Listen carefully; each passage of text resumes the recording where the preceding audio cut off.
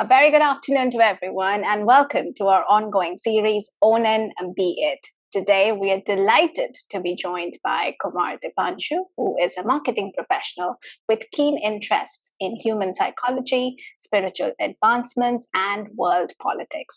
He has co founded a couple of startups, runs online Shri Bhagwad Gita Discourses for youngsters, and loves mentoring budding entrepreneurs.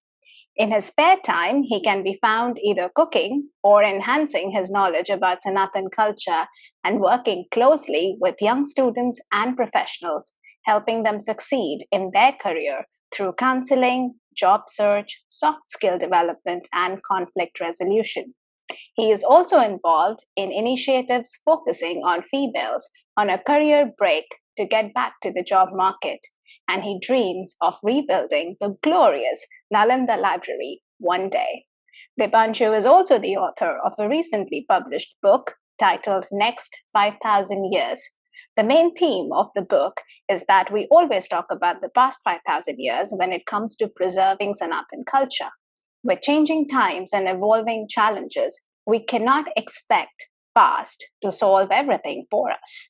We need to be futuristic in our approach and start thinking out of the box to make significant progress and ensure the preservation of our culture. Thank you very much, Dipanshu, and welcome. Thank you. Thank you so much. So let's start at the very start. Congratulations on your first published book, Next 5,000 Years, as it's titled. So before we get to your book, let me ask you, what is your what drives, what passion do you have for Sanatan Dharma and Dharma in general? What is your passion for it?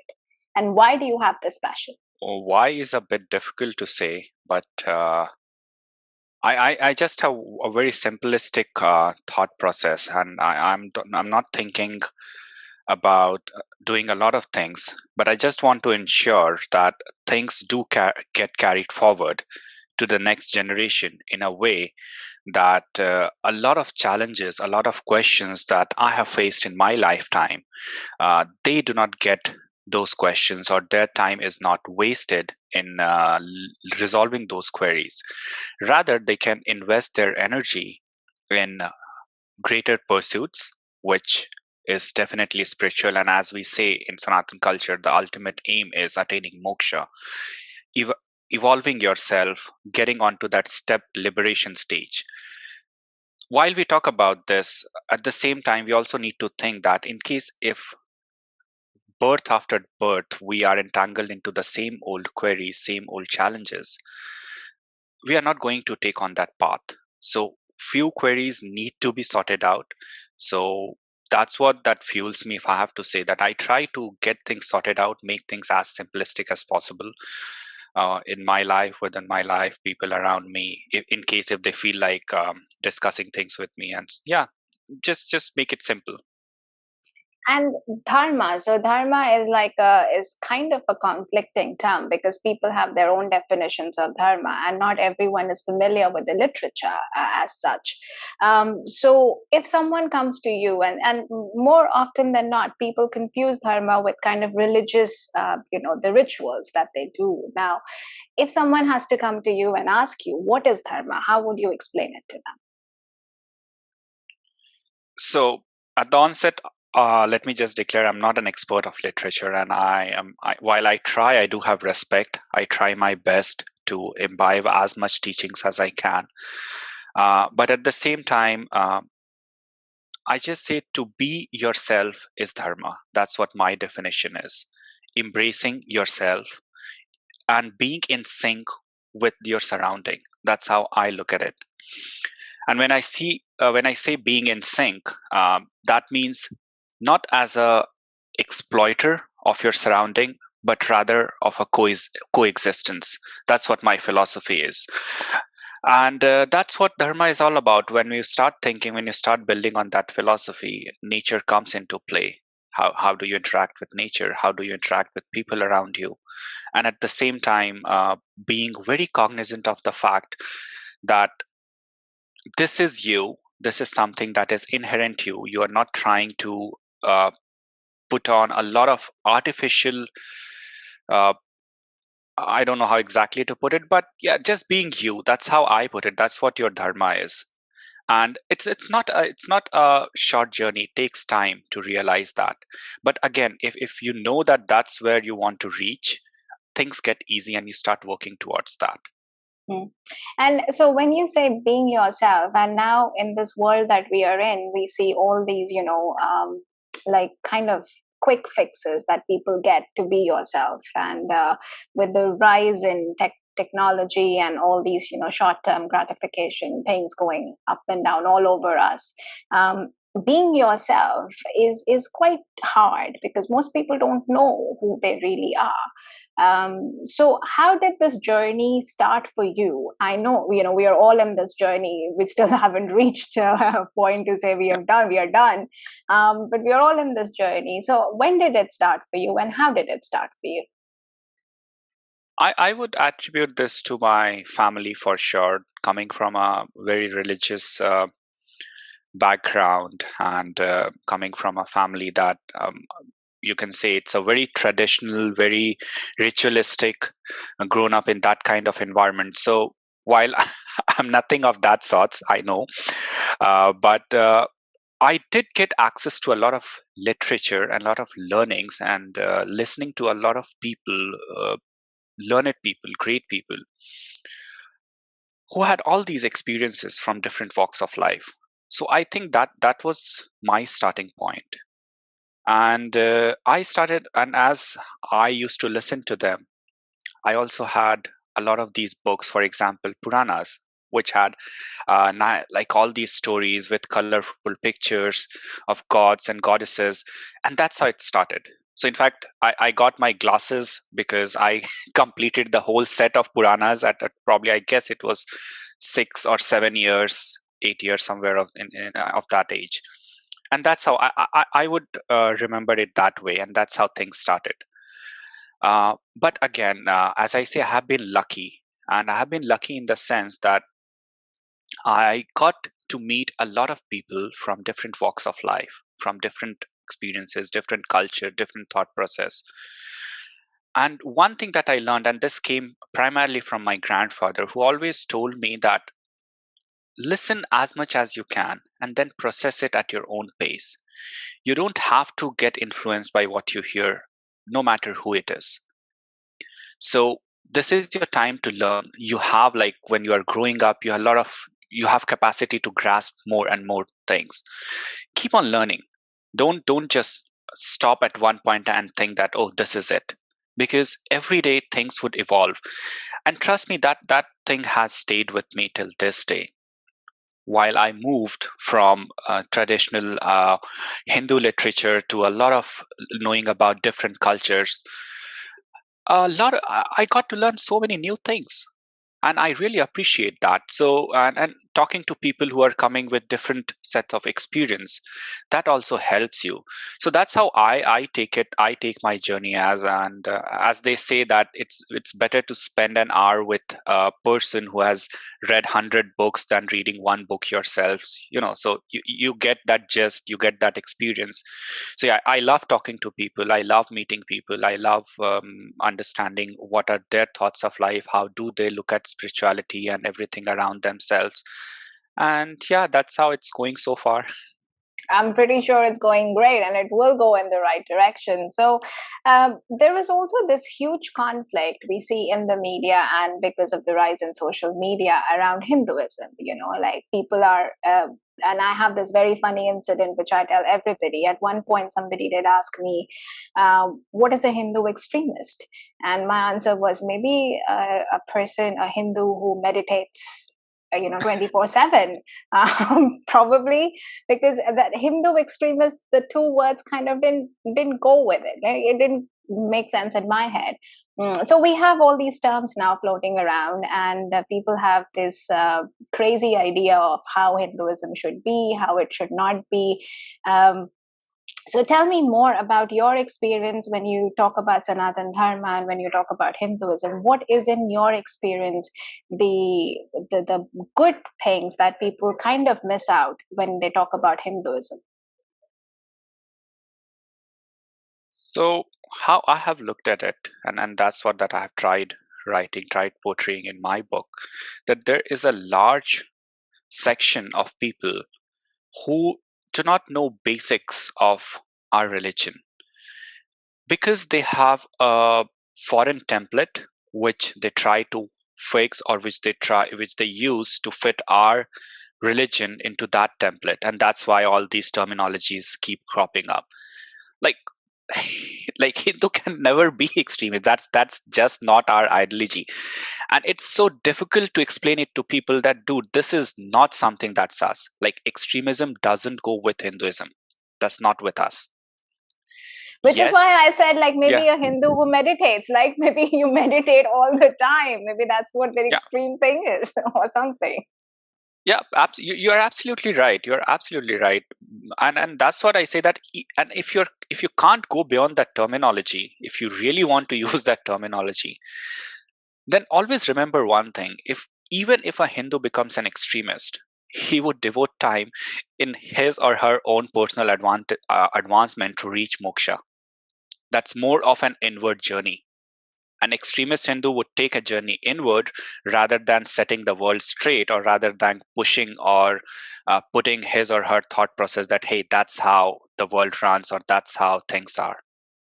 So th- that I don't think that word really um, fits into this whole scheme of things, and that's precisely where I feel that probably we have lacked in telling our story to the world, our version of story, in a way they understand.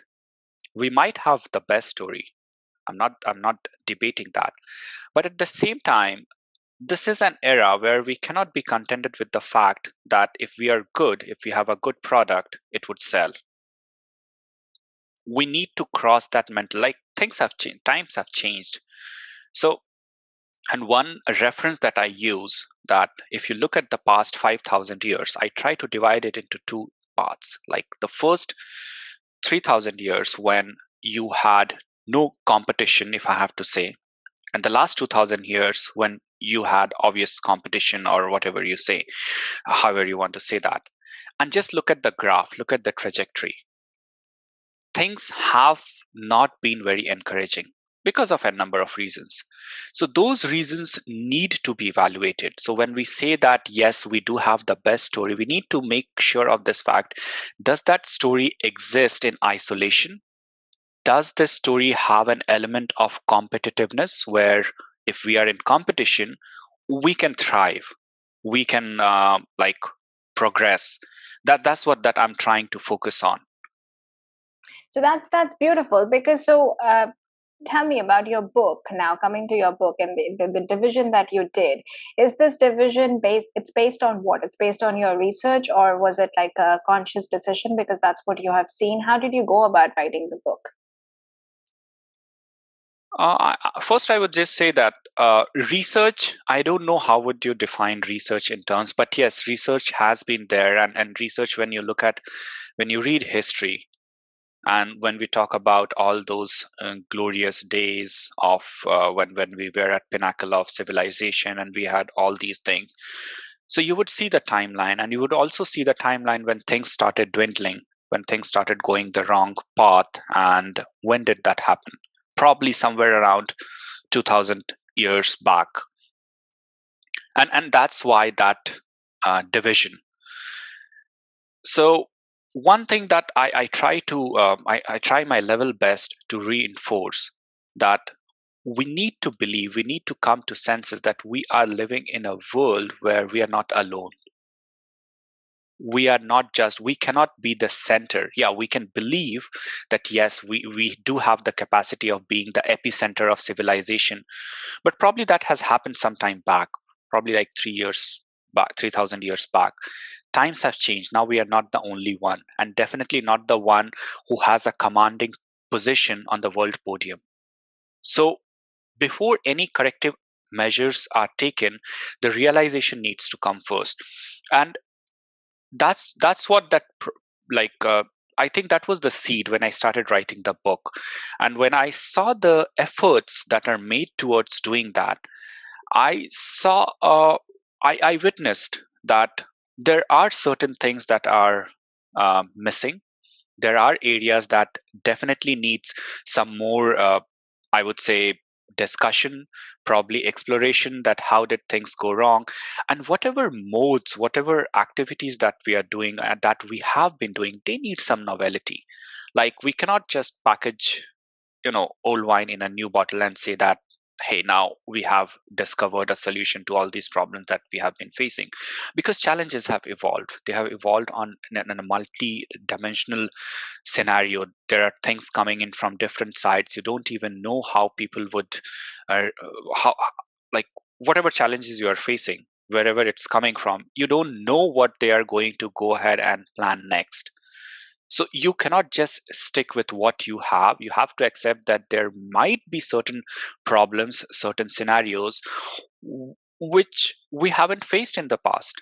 So we need to develop that mindset. That's what that book is all about, to acknowledge, to understand, to identify, and then build yourself to counter that. And when you talk of Sanatan Dharma, and because that is quite prevalent in the book that you've written, do people from other, because there are lots of religions in the world and people have different set of beliefs, so when you talk of Sanatan Dharma, does it really put people off who are from a different religious belief set if they come in, or they are like, well, I don't know, I don't follow this religion, so maybe this is not for me? So does that happen in your experience? What do you think? To some extent, yeah. And like, from people whom I have heard about it, like, they say that as long as you are a good, like, you are not professing your religion, or you are like good at maintaining all those sayings where you don't flaunt your religion, or Mm. you don't talk about your religion, you're a good Hindu. But the moment you start talking about it, things start going on a different turn. And I think I haven't faced that, because there is a reason, because I'm pretty much vocal about it. I know, and probably even if I would have faced it, I would have responded to it in appropriate and necessary capacity. So I think now people know that, okay, things cannot come from this route to this person. Mm. But yes, I do have friends, I do have like acquaintances who share such things. And Mm. like, in the first chapter, I have mentioned that if on a foreign soil, how difficult it is for a Hindu to carry religious symbols, like wearing a tilak, Mm. or for females wearing a bindi or mangal sutra, or any religious symbol. It's not always visible, but at the same time, there is an undercurrent that can be seen, that can be felt. So that's the angle that I have tried to touch upon, that yes, it does exist. It's Mm. there. Mm. And what is your solution to that? Do you have a solution in your mind that is probably still not there in a mass scale but would work at some point? Yes, I do have. And like, based on my experience, my knowledge, as far as I have seen the world, I would say it's not a one pronged approach, it's a multi pronged approach. I would quote an instance from, and why I'm quoting that instance, because any solution would need a solid backing from our very own people. So I've shared an instance in the book where I have written about that ripped jeans controversy which happened, if you remember. Yeah, That with that MLA someone, talking about yes, something. Yeah, yeah. yeah, someone talked about ripped jeans, and then the whole social media went into outrage, and people were trending, like posting pictures. That's fine. What caught my attention, that a lot of people, I wouldn't say, I wouldn't attribute any camp, but of, like, they belong to a particular ideological set. They started trending pictures of goddess Kali and our goddesses, saying that they have, like, obviously making comments to their dressing, and saying that, oh, you talk about building a Hindu rashtra and Hindu nation, and you talk about ripped jeans, and now you see your, so that's the hypocrisy. So that was one thing. But another point that really piqued my interest, and I have documented this in my book, a lot of influencers whom I interact with, or whom people usually, and they have good following, they somehow fell for this. they somehow started defending that ripped jeans thing controversy, that, oh, they started getting on that domain where they were saying that, oh, females need to dress like this. They were making comments, they were like posting pictures. And that's where I felt that, hey, you cannot go ahead and you cannot talk about making a bindi a mass scale thing if you continue behaving like this. You got to hit that understanding, hit that level of understanding where you realize this, that if you do something, it has a global impact. It's not restricted to the local market. The adversaries use your comments to target your gods and goddesses, a direct attack. And people have been seeing that every year. You talk about Durga Puja, you talk about Sabrimala. Our religion has been taken for activism, and to a large extent, even we have contributed to it, because were we weren't able to figure out that our response would give ammunition to others. So circling back to the solution, the first thing that I would expect is getting a robust support where our people know where to draw the line, where to make those judgments, to say something or not say something. Particularly, I'm not talking about everyone, but particularly those who are in an influencer position, because they really carry a lot of influence over social media, over people, and that actually helps molding the thought. And what happens, people, like the other people, they just come, look at the comment section, screenshot, and then flash around the world, hey, these folks are talking about their female folks like this, and then they talk about worshipping female goddess. That has to stop. Once that has stopped, or once that has been taken into consideration, I think a mass level, and that's where the role of popular media comes in. How do we popularize our festivals? How do we popularize our culture? How do we make it more mainstream? How do we make it lucrative for someone from not our culture to wear a bindi and flaunt it? People from other cultures do it, and they have been pretty successful with this, where they have all these days where people from different walks of life embrace their, like I would say, religious things, and then they have that some hashtag day and show that, okay, that's how we are. But that has not happened for us. And there is a reason for that, because we have not been able to make that lucrative, if I have to use the word. We have to make it we have to tell our story in simplest terms.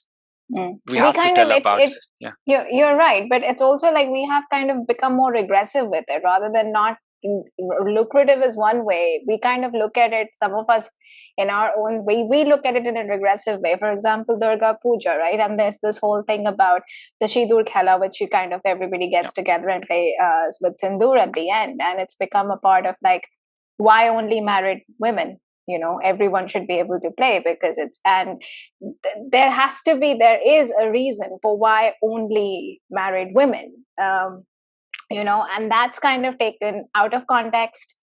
And you have people literally like, no, everyone has to play. It's like Holi, but it's not like Holi. Exactly. So there's too much of like discrepancies around. And I think lucrative is a nice way to look at it, but I feel it's a long way to that. We are kind of regressing every single day. And that's exactly what I have been trying to say. We have to tell our story, and we have to tell our story in a way that our youngsters understand it. So another example or reference that I have quoted from the book, that people talk about open source software, like when open source came into existence, or people started embracing open source. People said that, oh, licensed version has more security, and you cannot, like in open source, anyone can come in, and there are less, like someone can tamper with these things. But over the time, open source evolved because there were more good people who contributed to it, and now we have a whole open source community. So I use that reference, that you need to make your beliefs, your customs, more collaborative, in a manner that people can come in, people should know that how exactly, what are the core tenets of it, why exactly it happens only for married females. And so, and again, if we are able to tell that story, I think we are in a position where we can have an answer to this whole movement of equality that the West talks about. It has never been like equality apple to apple for us. Like, we do have a very different understanding of females in our culture. We treat them as source of creation. Like, I personally treat, I'm from that belief that I treat Adi Shakti as the source of creation. So we need to tell them. And again, sorry, I use I keep quoting examples from my no, book. that's So fine. Go on. It's interesting because yeah. that's a real example. Yeah. So I fast on Navratri. I do fasting for Navratri, like not complete fasting, but having those fruits and all those things. So when I was in one of my meetings one day, and people were so most of my colleagues were from either Europe or Americas, and they were planning to go out, and I said, hey, I wouldn't be going out, and even if I go out, probably I'll just have juice or something like that. And they were like, okay, what happened, why is it like this? And I said that, hey, I fast, and this is the festival. You wouldn't believe that they were astonished to find this thing that we have a female god. And I said, man, we have our story here. We can just go and tell that, hey, we have a female god. Yes, we do have, and we pray her, and and she's the source of creation. And I don't know why the scholars on our side, why all those people with so much vast knowledge have not been able. If you just think of this thing, I don't know if marketing is the right word, but please forgive me if it's not, but I'm not able to come up with a better term. But if we do this marketing, that yes, we do have a civilization that worships female god, just think of how many questions or how many challenges we are going to solve with just one thing. Yeah, you're right. I would rather use marketing as a word. I think we kind of lack that. And the problem I feel is that the lack of knowledge that we have within our own culture, of our own base, and that is what kind of shows up every time. And we are kind of, oh, we don't know, this is not right in our culture, people just followed it blindly. But people weren't following it blindly. Now that you have looked at the past and you have a book which looks at the future, you are the right person to answer this for me. Like, do you really think that our ancestors and where we get all this information from were really, really crazy and stupid? Because some people really believe they are. What are your thoughts? I'll give an example. This whole controversy with Ram, Lord Rama, and like him leaving Sita and asking her to go through this whole fire thing is like, oh my god, he was not a man to protect his wife. He was, and that kind of an understanding that the young generation has. Now that Wow, so that's a really deep question. And okay, so I'll try to answer it in two parts. First thing, my my answer would be a counter question. Not I don't want you to answer it, but I just want you to think about it. Why only our culture and our gods are open for scrutiny, yeah or open for it's not know. that, and I wouldn't name, but it's not that things didn't happen which can be questioned or which can be put on in popular media, or can be discussed, can be debated, or we can have articles on that, we can have talk shows, we can have, I don't know, research paper that why did someone from a different religion behaved in a way which was not giving respect to female.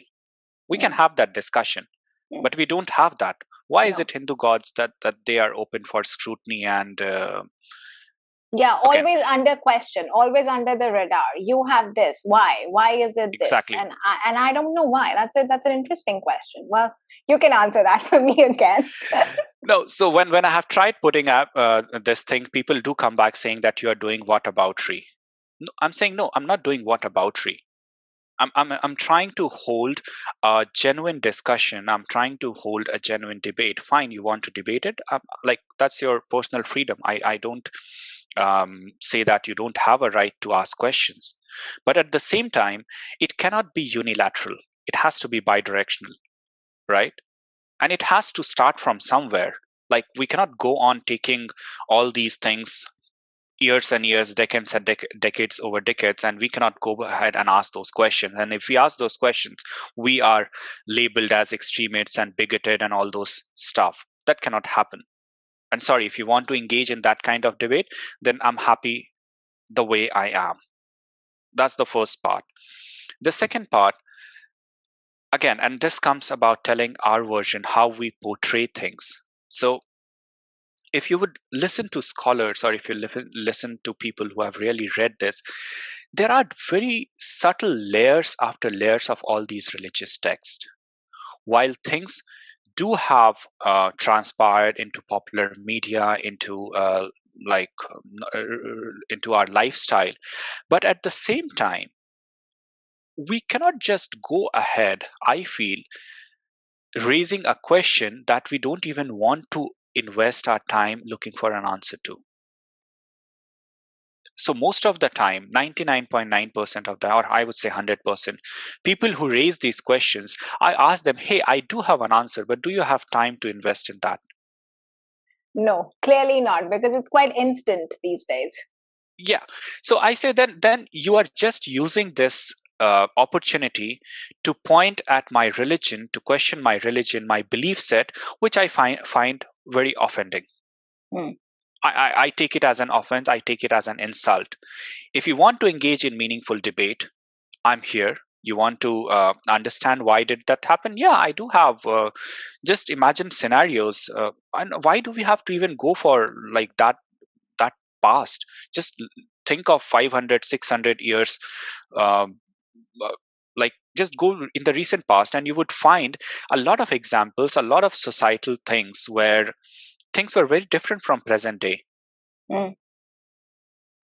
Like, till this day, many countries don't have like, females can't drive, females can't go, like, even right in the as we recent speak, right, like even yeah, like as we in speak. Taliban, like they have like women can't literally go and sit with them with the children, like not even women, Yeah, children. The females can't sit with the men. They have to have like a curtain between them, a division, exactly. So yeah, So I'm saying that you are taking, and it's not even 5,000 years. Like, if yeah, I it's right talk now. about Treta Yug, like, I don't have the exact numbers, but that probably happened more than 20,000 years or something around that time. So you're talking about a concept which happened 20,000 years, but you're not ready to discuss a concept that's happening as we speak. And then you expect me to feel ashamed of my religion. You expect that I feel bad, that, oh, I have been following something. No, I wouldn't do that.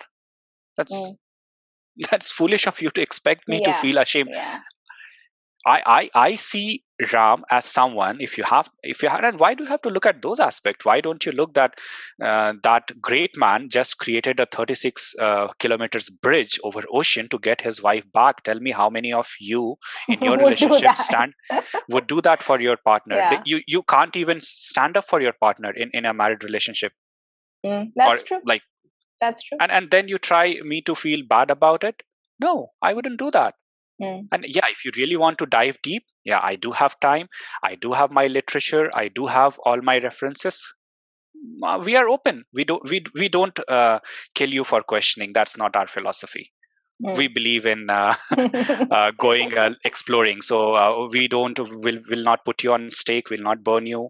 Will not kill you. Don't worry about Yeah. that. Yeah, that's a good answer, because these kind of questions, and the sad part, which makes me sad, is that these questions comes from us, like from people within our own religion. It doesn't come from a person with an outside perspective, because they have a more inclusive perspective, rather than people within who sort of want to be like, oh, this is not working, and things are people are kind of diverting into all directions. So when did you actually start thinking about writing this book? I would say um, thinking about actually writing, I'm not sure. I have been writing post 2015 with the political change in India. And like obviously there were a lot of expectations. I'm not saying about the politics. I'm talking about the whole Hindu faction in general.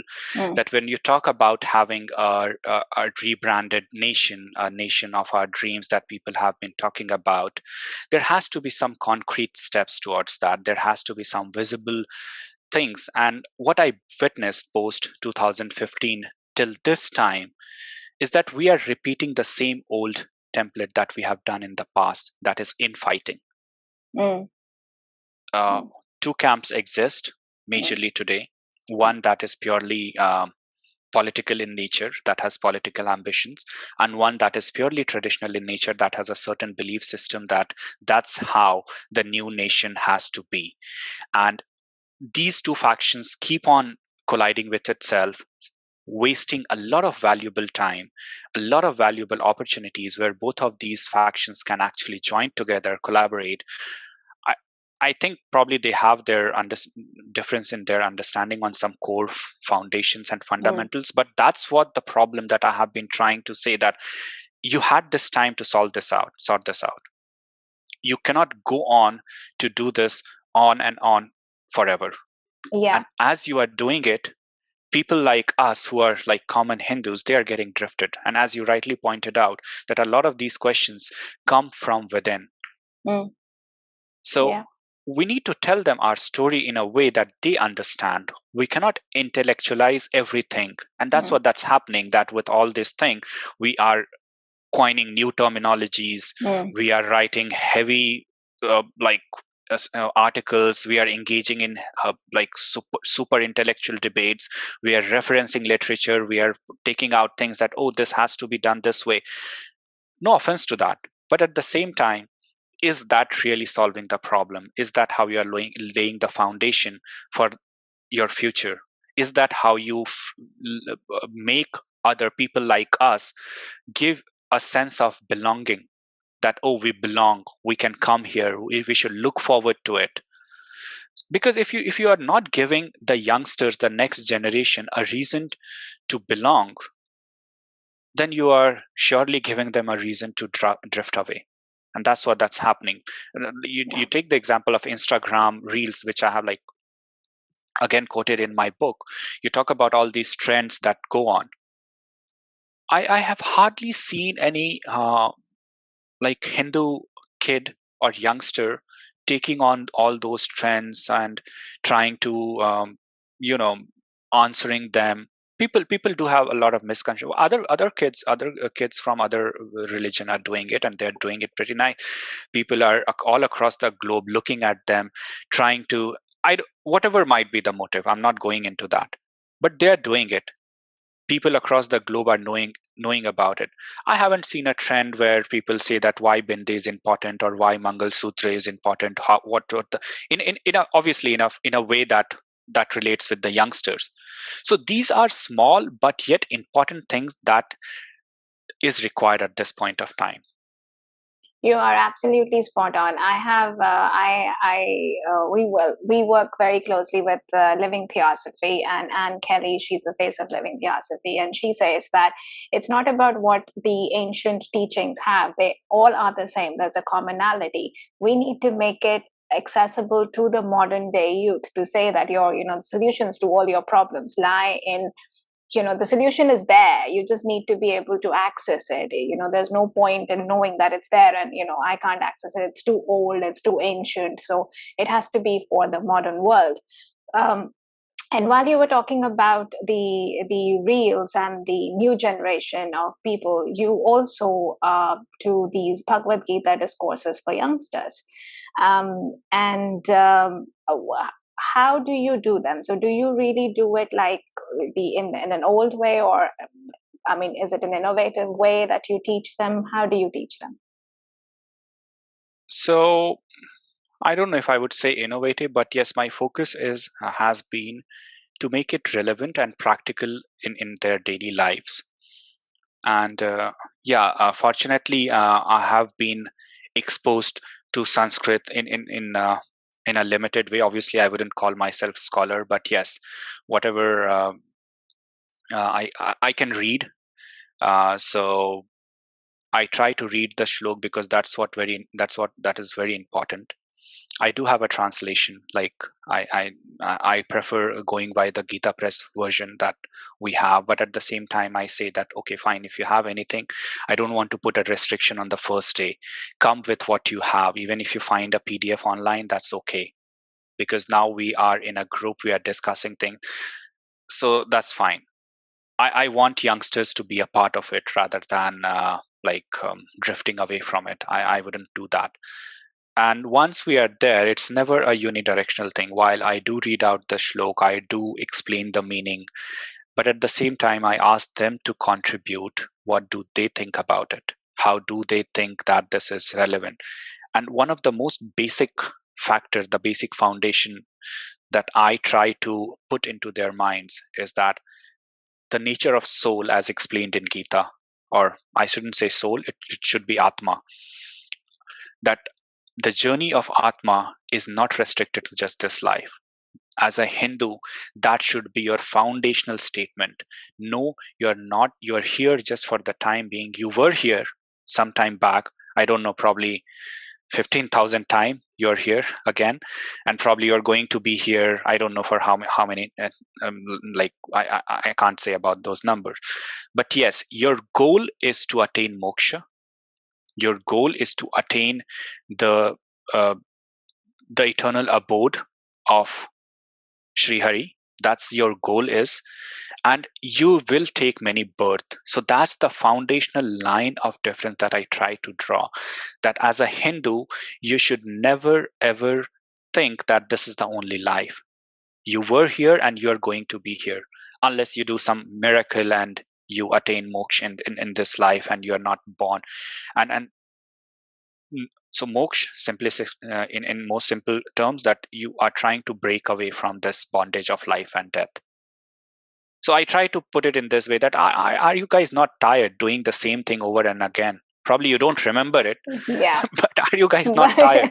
Same breakups, same relationship issues, same things, same like school, same going to carrying those bags, going to school. Yeah, it's too much. Yeah. So and I try to make it. There is and one thing, that there is one baseline in my group. No subject is a taboo. No subject is a taboo. Like, you want to discuss anything which is usually considered taboo when you talk about religious teachings and all. I wouldn't want to do that. And that's what I feel my religion, the liberty that my religion gives me. I feel very happy to say that I have that opportunity to explore things from different ways, to talk about it, to discuss about it. And that's what I say, to be is Sanatan. Like, that's how you become to be. You become cognizant of yourself, of your existence. So that's how I try to take things. No, that's beautiful, because that's so. How many people are there in your class? How many kids? So I don't keep it more than 4 to 5 people, because it's not, as I said, it's not unidirectional. It's more of a collaborative session. So I have done 3 batches so far, and I wouldn't say there have been some middle-aged folks as well. So I wouldn't say kids. Well, everyone's a kid when they're coming to learn, especially Gita. It's like everyone's a kid, but let's put them in the kid bracket as well. So tell me about this interesting piece of work. And you say your book's theme is about next 5,000 years from where you look at it.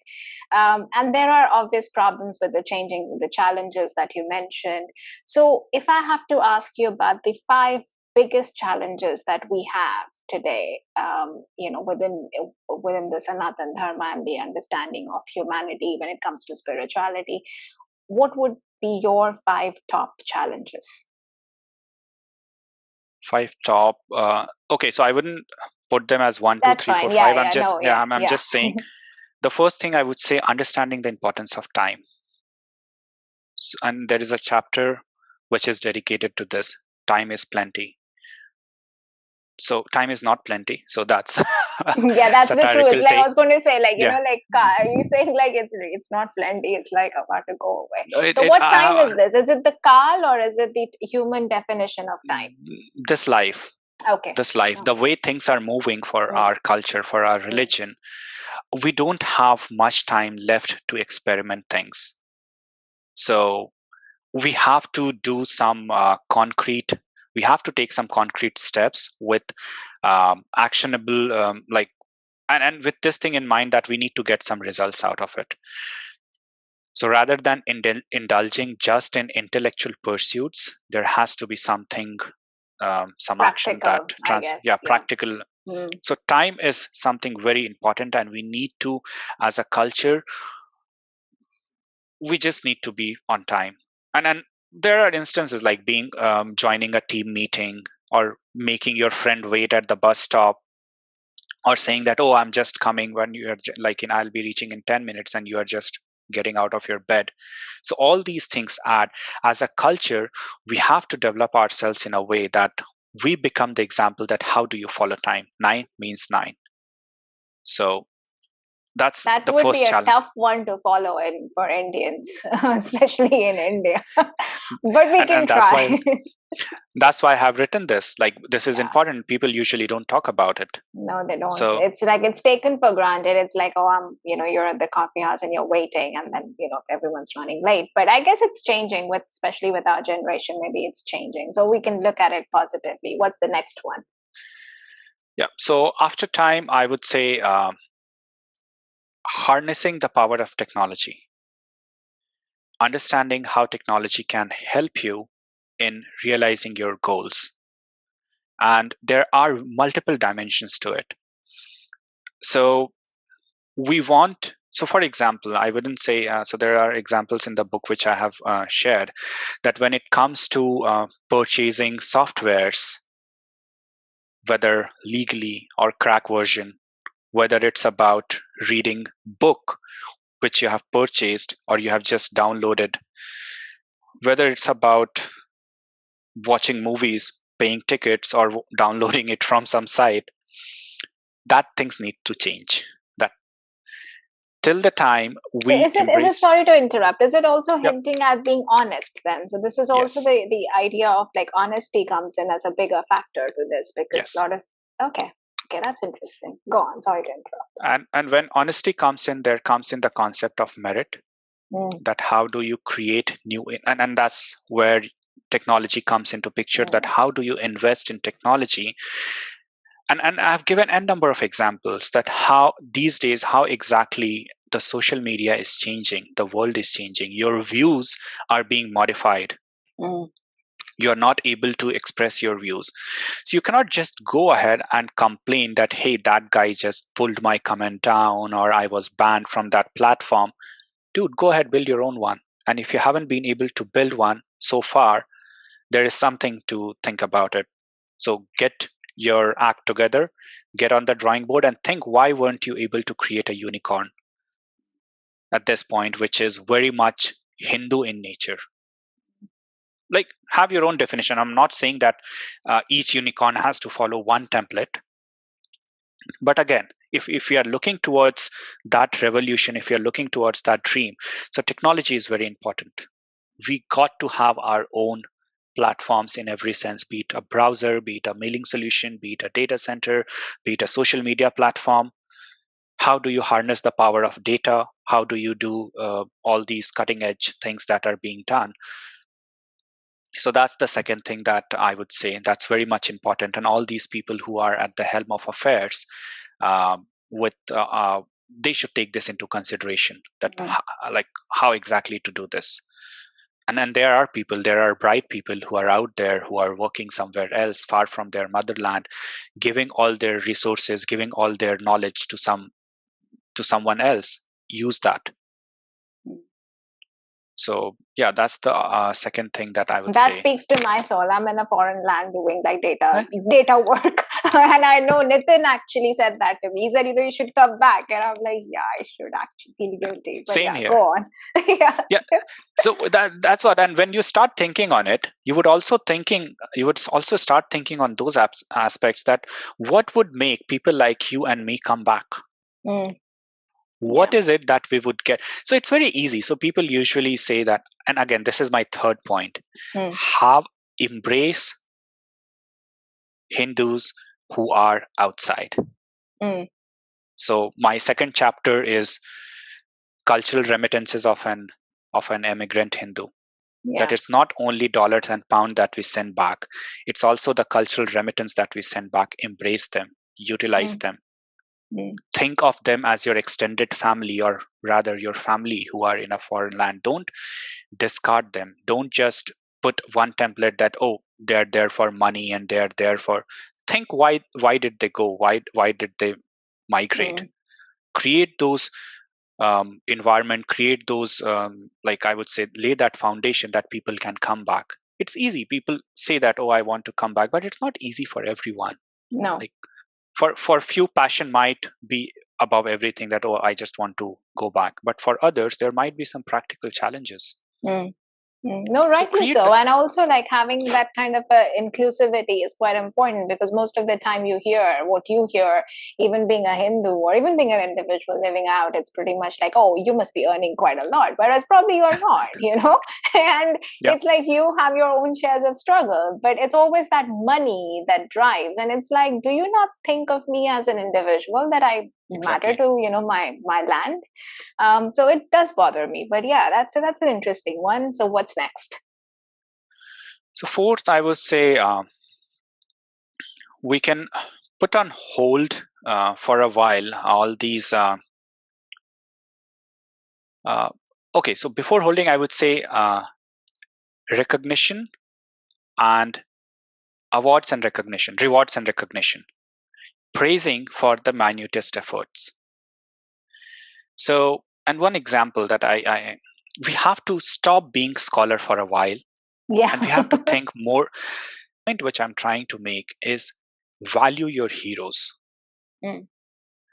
Don't think that your heroes have to follow a particular template. And again, this is so this particular point is spread across multiple chapters, where I have also given an example of Sadhguru, that he has done so much and he's doing so much, and still he is pulled into all these controversies, not from other people, from our own folks. Yes. But he's popularized. I mean, there are lots of people whose life has changed after listening to what Sadhguru has to say. And that is a positive change, regardless of, the authenticity. Let's not even talk about the authenticity or, criticize his examples as such, but just the impact that his words have had on individuals. And that is marvelous. Even on authenticity, like, I wouldn't say that he's saying something that is erroneous if you listen to it. And that's where so if I get that liberty, probably I would say that that's where I get to see the difference, that when you become a person who is just concerned with the letters on the surface. So if you remember, there was this controversy that happened with Sadhguru some time back. So there was a very interesting comment, and again, I have documented it. So someone said, someone from our very own faction, that Sadhguru is making life easier. So the comment was in Hindi, so please forgive me for not the exact translation, but I'm just trying my best to translate the mood. So he said, Sadhguru is making things easier for people by giving them the essence of our whole religion and everything, which was founded on the foundations of long penance. So in this way, he is killing, like he is giving an easy meal to people. Okay. And I was like, and that's what a sage has to do. Yes, you have to make it easy for people. Make it easy for people. That's exactly what he's trying to do. And that's how that's why I treat him as a sage or a saint. Fine, you read all the complexities, keep all your literature, I'm fine with that, but keep it to yourself or keep it to your ilk. People, you can always have that intellectual discussion and debates and discussion amongst yourself, but when you're going to the common masses, you have to convey your teachings in a way which is understandable, which can be understood by them. No, I completely agree with you, because there's no point in being so intellectual to a person who struggles to get, a decent meal a day. Exactly. Like, empty stomach can never win wars. No. And they won't even, for them, it's more like getting the ends, meeting the ends of a day, rather to talk of a week or a year or whatever, and keep things going. Now, they kind of do not want to listen about what is written in the Shastras, because it doesn't matter to them. because that's reading that is not going to get them the bread. So it's pretty much something that they can do, something that they can learn from, and that can have an impact. Because when that impact happens, I believe their confidence goes up, and that is when they will indulge in it. So it's quite interesting. So yeah, that's the one. And I guess I have already spoken about that story thing, that how do we need to market. So I'll just add, instead of that, the last thing is stop creation of different buckets and terminologies. So there is one chapter. Important. Very, very important. Yeah. So there is a chapter that's called 25 Carat Hindus. Yeah. That if we want a Hindu, that Hindu has to be a 24 karat gold. And I've started my chapter with this notion that what I learned in school, that 24 karat gold is not suitable for use. It's malleable. You cannot put it to use, make jewelry or anything out of it. To make it to bring it into usage, you have to add some impurity into it, make it 22 karat. That's how true. then. That's true. So that's the point from where I have started this chapter, that if your understanding of a Hindu is a 24 karat Hindu who is absolutely as per scriptures and exact textbook style, you're going to ruin things. And what that has done in this times, that we have created so many denominations and acronyms, and it's increasing in this social media world. I have given, like, you call that, oh, he's spiritual but he's not religious. He is like he understands he's religious but he's not that. And then I have given at least like 10 or 12 such categorizations. And then there is this thing as Raita, calling Raita wing, if I have heard. I don't know if you have heard of that. No, I've heard it. Yeah, Raita Hindu is someone who thinks in secularism, and who thinks of that every religion is equal and all those. Then there is a word called Pajama Hindus. Okay, never Pajama heard that. Hindu is, trust me, it's there. It's floating on the social media. Pajama Hindu is someone who modifies his or her belief depending on the comfort level, his or her comfort level. So my point is, if you're using such categorizations because of your so-called, I don't know, intellectual understanding capacity or understanding of things, then probably you're not putting your knowledge to a good use. Clearly you're taking it in a complete direction. And what you are doing, you're creating future enemies for yourself. I wouldn't want to get branded. Like, what you should be concerned about is if I do have my allegiance with the overall Hindu culture. I pray to my God. I respect my God. I cannot hear anything bad about them. I take my culture very seriously. I celebrate my festivals in whatever capacity I can. You should accept that. You should reward that. You should recognize that, instead of creating these buckets. And trust me, this is a point where I think 99% of the scholars in this time probably wouldn't find it appealing or wouldn't agree to it, based on my experience. In case if through your video, if they come to know of this, fine. But I would be very interested to see something coming up which calls for complete, I would say, ban. No, I am not a supporter of ban, but probably a complete re-understanding of all these things, that how you treat your a fellow Hindu by bracketing them in certain brackets just because you were intelligent or scholar enough. So like, you throw around these words for what reason?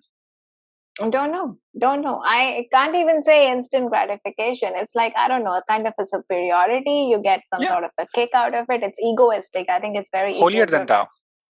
Yeah. Holier than thou. Yeah. My Hinduism is better than yours, and this is exactly that we have been doing since ages. That we have been losing battles again and again since 800 years. So I would quote Nietzsche. So Nietzsche said a very important thing, that every free man is a warrior. So till the time you don't give that sense of belongingness to a Hindu, you cannot expect that Hindu to fight for your cause. Mm. You alienate them, you ridicule them, and then you expect them to carry the baton. That's not going to happen. Come on, we are living in 21st century. Let's be practical. Yeah. No, that's a good point. So I also gather that you're quite interested in politics and looking at India from a foreign land, just like I am in. What do you think is like? Do you think it's politically going to kind of get some sort of like a help or a push to correct this narrative that is that's gone so wrong? How do you see it? It should have been done long time ago. Trust me. One thing of all things, one thing that I seriously feel government needs to invest time on is on their marketing department. They're doing a lot of good work, which is not reaching out to people. Sitting in a foreign land, I see 10,000 of articles, which is writing what government, like how exactly government did this and did that. There are so many posters, there are these things. But at the same time, I don't see any article that talks about the good deeds that's coming from the government. I don't know like I guess it was last year or something when I heard that government is government has thought of launching a channel of its own where they would talk on world affairs. And that's another point that I have written in my book, having that lens to deconstruct. We have been long been deconstructed by foreign lens. It is very important to have our own lens to deconstruct the worldly affairs from our point of view, which is not happening at all. We are just taking punches after punches, blow after blows, and we think that, okay, if we do good, we'll come out all victorious. But it's That's not not going to. happening. It's not happened It yet. won't happen. So it won't happen. The rules of the game have changed completely. You got to have, and that's where all these, like, again, talking back to all these flag bearers or so-called who are who are leading this Hindu movement, they're so busy infighting amongst themselves. They're so busy canceling each other that, oh, you said this, you said that. Hey, see, I have this reference of literature. It's not meant to be that. And I'm like, dude, like, even if I have to convince them, I quote them an example from Arthashastra, Chanakya. I think I say that if you understand this way, so Chanakya has said that if for a civilization to prosper and to sustain, there are three ways: you make new alliances, you resettle or you settle uninhabited lands, or you go on a conquest. What are you doing out of all these three? Nothing. At least go ahead and make some new alliances in the world. See which civilizations aligns with your view of the world. There are many civilizations, there are many voices and you have power, you have population. Harness that population, harness that power of people. That's not happening. So that's what I would say, that if you talk about political scenario, at least one thing that we really need to do is to go out and start having our own version of how we see world things, and then probably people outside. And that's why every day you see thousands of articles. We are doing such a great job when it comes to vaccination, and yet people find articles, people are writing articles that this is not doing, this is bad, and that's how it has failed. We need to tell them that, hey, we are like vaccinating this country's population per day. That's what that kind of is kind of going to open up the, because every time like I get this question, I'm like, well, but we are a billion, like, we are a lot of us, there's a lot of us, and so the vaccine is going to take some time. Because if you look at it in comparison to, say, a state like Germany, or a country like Germany, or even London, like a city, we are a lot more vaccinated than these cities. Absolutely. The countries. So that is an interesting way of putting it. And why do you think it's not happening, or it hasn't happened yet? Okay, so a lot of things are there. First thing, we still believe, as I said, that if we have the best product, people will come and buy it. So we are still very much, and present political, irrespective of what they feel, how people look at it. If you'd ask me, in my personal opinion, the present government is very much Gandhian in nature. Very much, they run by Gandhian philosophy. I'll do good, I'll stick to what I'm doing, the world will take care of itself. That's what my impression is. But uh, and again, even if something new that comes to the fore, something that has not been tried, something that is unconventional, there is a good amount of resistance in accepting that. So that degree of accepting a change in the mindset is the biggest factor, if you'd ask me. And that's a separate story. Why is that? Because obviously the people who are coming from that background, they had a very set approach of working out things. They are more on ground people. They believe in people to people interaction. They never had this knowledge of how exactly the media functions, how exactly the people who are working on a propaganda work to make things work out, and all those things. So I think that needs to change. So even people who are there, who understand things, who are willing to contribute, they are also not able, they're finding. And why I'm saying this, I'm not saying this, you listen to Rajiv Malhotraji's interview. So, and he has said this a number of times that he that the challenge that he faces to get his voice heard is like, I don't know what's the exact word to define that. It's very difficult. Even if there are all these with the present government, they have all these apps, right, where they say that you can reach out to the prime minister and you can make a contribution, and you can talk about things. But I wonder if any of it actually reaches where it needs to go. It seems like it's there on the. This is my impression of India, having like of the recent new India. It's like you have the systems in place, but the link, the connecting link from the system for an individual like me taking, putting the things in the system to actually reaching where it needs to reach, that link is completely not there. So I don't know, I haven't experienced that myself. But even if it's not there, probably if I'm driving things, probably I would go ahead and tell the world that we have a system. Yeah. We need to change the mindset of the outside world, how they look at India, how they look at overall system. We need to make them believe that, oh, there is a better system in place. Once we make that change, then people, if they are not able to get what they are wanting, they would start raising a voice, and then probably government would listen to it. If at all that's the case. So I would probably start with just going all out and investing a lot in this brand building activities. But the brand that has been built by the present government, it's more surrounded and it's more central to the prime minister. So it's pretty much like, Narendra Modi, the brand it's there. Like we everyone knows him, he's there. But I think in terms of the work, that kind of gets sidelined. So there is one aspect where you see a very, it feels like a very ego driven trip. And then it has this work. So there is a kind of it's not balanced. That's what I feel. Is that what do you think, or do you have another opinion on that? So I look at it slightly from a different perspective. I don't know if I would call it different, but yeah.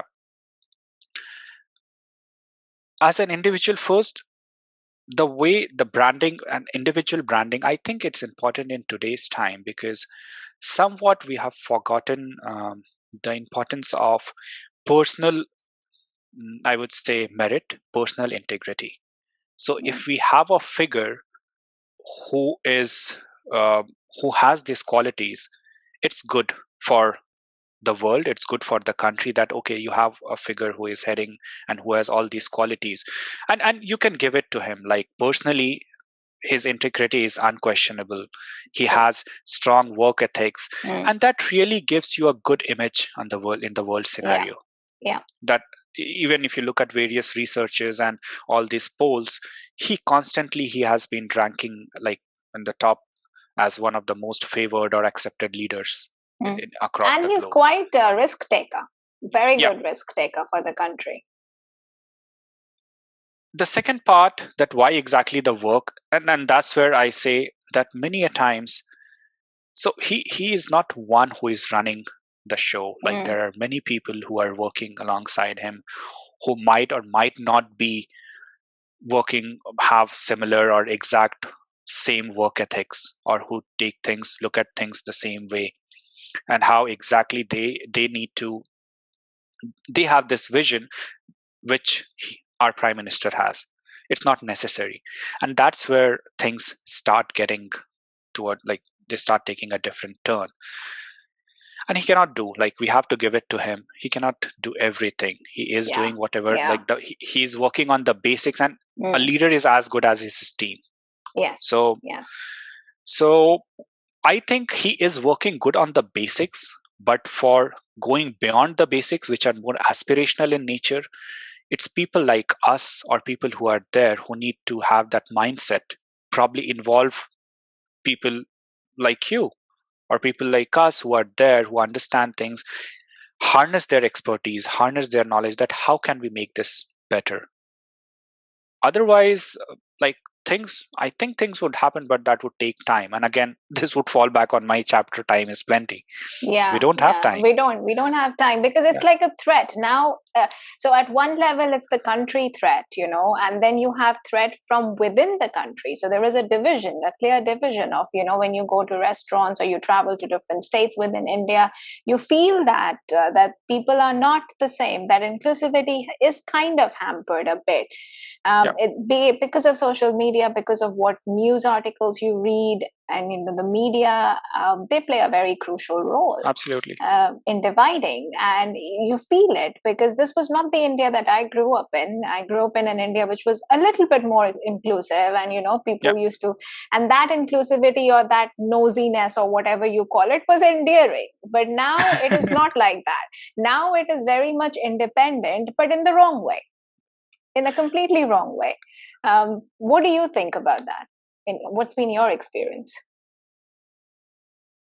So again, my experience is that I have written, that yes, there are areas where we need to think, and I call it untangling the civilizational knots, the knots that have been existing since ages. This is the time, this is the golden period to untangle them.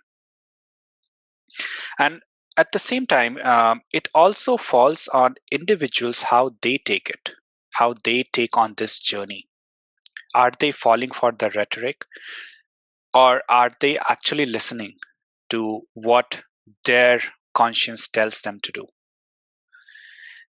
One thing that we need to understand, that we have been subjugated for a long period of time in different ways. Like, we have faced onslaught for like 800,000 years.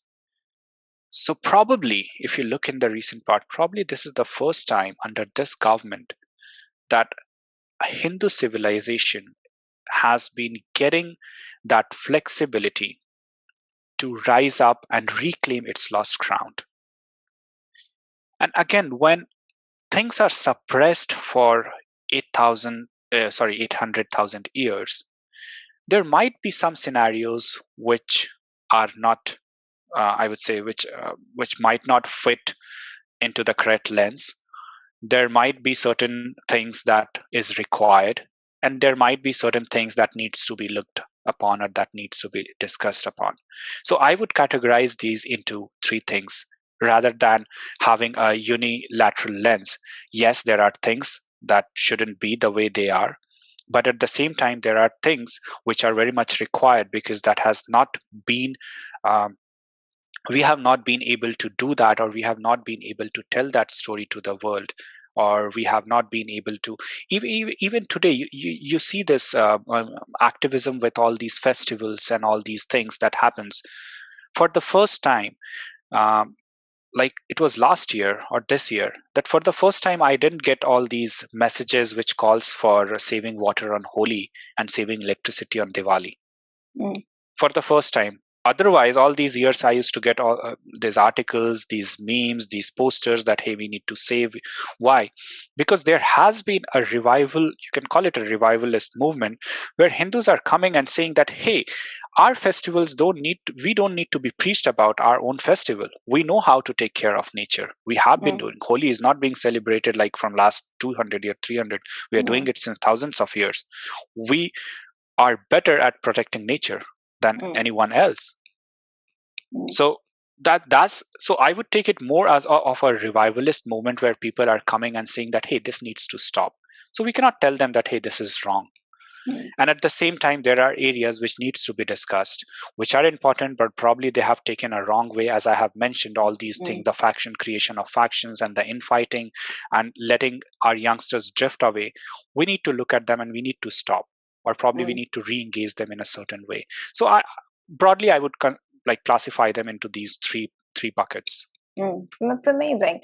And you have a dream of reviving the Nalanda library, Nalanda University Library. Now, what is this dream? Tell us more about it.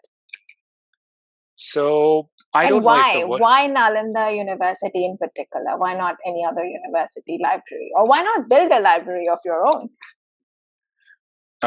Okay, so first of all, I'm from Bihar, Patna.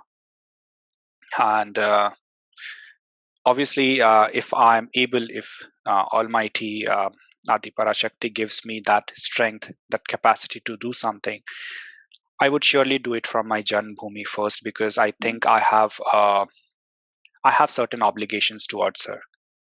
So when it comes, and obviously I have always been very much inclined, interested, encouraging literary pursuits in whatever capacity I can. So there cannot be anything better than a library doing. When it comes to Nalanda, which is in Bihar, so as you must have known that that library was burned down by Khilji, Bakhtiyar Khilji. Yeah, I don't know if so. Yeah. And, I heard about it. I'll tell you a very interesting story, but I'll let you complete first. No, please go ahead. So I met is a wrong word. I was attending one of the talks of Amartya Sen, who was here in London many years ago, and he was the first one to talk about. He was appointed the vice chancellor of Nalanda at that point, and he was the one who was talking about very passionately about reviving this university, because he said it's close to his heart, and this is what. And I was like, oh my god, yeah, if it revives, I'm probably going to apply for a job there, and like go and work there. So, and you're the second one who's come in after all these years in Nalanda University. I mean, that's very intriguing. I don't know. I wasn't aware of that, but obviously, I don't know how to respond to that. So I would just skip to my story, my thought. Go on. No, so yeah, when I wouldn't go into the details that why that library was burned, because obviously there was a very specific and very particular kind of mindset that called for burning that library. But when that library was burnt, I guess it was weeks or months that it was burning, because it had such a great collection of books and manuscripts and literature. And it was the epicenter of all the it was like the gateway to the world through Nalanda, through Bihar. And there were Jains, there were Buddhists, there were Hindus, and everyone, they were all coming in at that point of time. And obviously Bihar is the birthplace of many great civilizations, if you know. Yeah. So burning that and not being able to resurrect that, I take it personally on myself that I cannot live with this thing, or I'm not. I feel very worried about this thing day and night whenever I think of it. That someone, a foreigner, came to my land, burnt my intellectual repository, and I couldn't do anything about it. In fact, we have named the town after him. So we have a town named after the person who did this. I don't know what to say, but again, I will leave it up to the able government and minds to comment and work on that. But personally, I have always felt bad about it. So for coming generations, I want to revive that. It will be a library, but again, yeah, it would be a very much contemporary library. Probably taking in inspiration from world's best libraries, how tech savvy, and putting in all those things that we can have at this point of time. But at the same time, making it in a way that coming generations get reminded of what was lost and why and what it took to rebuild that. we rebuilt Somnath temple Mm. 17 times. It was plundered multiple times and we rebuilt it again. Mm. So I take it personally on myself that why not Nalanda Library? In fact, last year, I started an initiative called Nalanda Arises, where I was trying to get in scholars to pitch in, to have their views, have all their work. But again, it's all virtual for now. Things stopped midway because of this pandemic and all those things.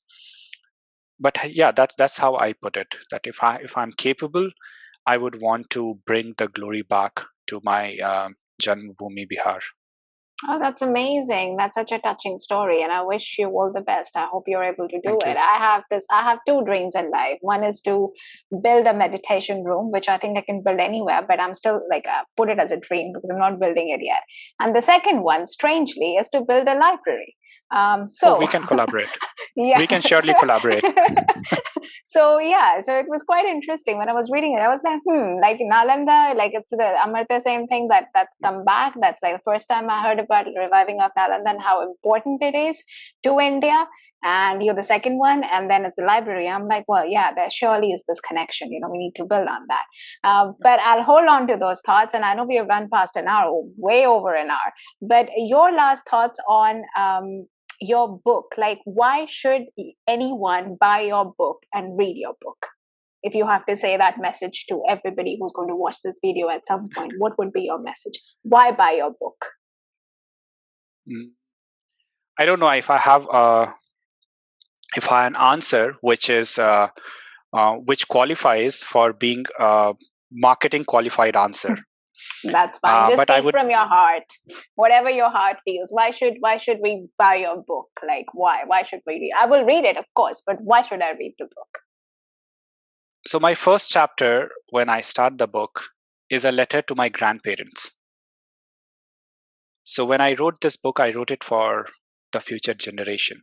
Somewhere in my mind, I had this thought that I need to document it so that people in future can go back and refer to it, that okay, these were the things that went wrong, and probably act as a reference if people are not doing it. So I'm not sure if people in the present would be able, like if they can relate or if they would be able to appreciate. But yes, if they can, I would be glad. But yes, if they really want to think as if time has passed, or time, like this time will pass for sure, and something went wrong that needs to be corrected, and if we are not falling to the same old ways of repeating our mistakes, I think people should read that from that perspective. And more than a commentary, I would say it's more of an experience, my journey, how I have discovered things. And as I say every time, I'm still learning. This might be my nth number of janma on this planet, so I'm still learning. I'm still miles ahead from moksha. So do not take it as my final work. It's an exploratory phase, an exploratory journey. That's all I would say. No, thank you. And I think it makes pretty good sense. And also because your examples are very contemporary and writing it from your perspective today. So it makes it more relatable for people, to kind of understand who sort of have this inhibition. I personally have an inhibition because of my lack of understanding and knowledge of Sanskrit, the language. So I have this inhibition, I don't think I can really read a Sanskrit quote and understand the underlying sense of it. So I would need a translation. So I think that kind of stops me from, divulging deep into some of the intellectually, like intellectual texts and stuff. So I think it's going to work that way. And also, I know you said it's about the Sanatan Dharma, but then the way you define Sanatan Dharma and what Dharma means to you, I feel your book and your writing transcends the barriers of Hinduism. It goes past, because we have the commonalities across all religions and they all speak the same thing. So I think it's going to go places, and I have a feeling it's going to be one of the best reads for me, specifically for the year 2021. So thank you so much. Thank you so much. Thank you so much. Thank you so much for coming and for giving us this opportunity to chat. And I will edit this video, of course, and I will, pleasure is all mine. Pleasure is all mine. Thank you so much. Things and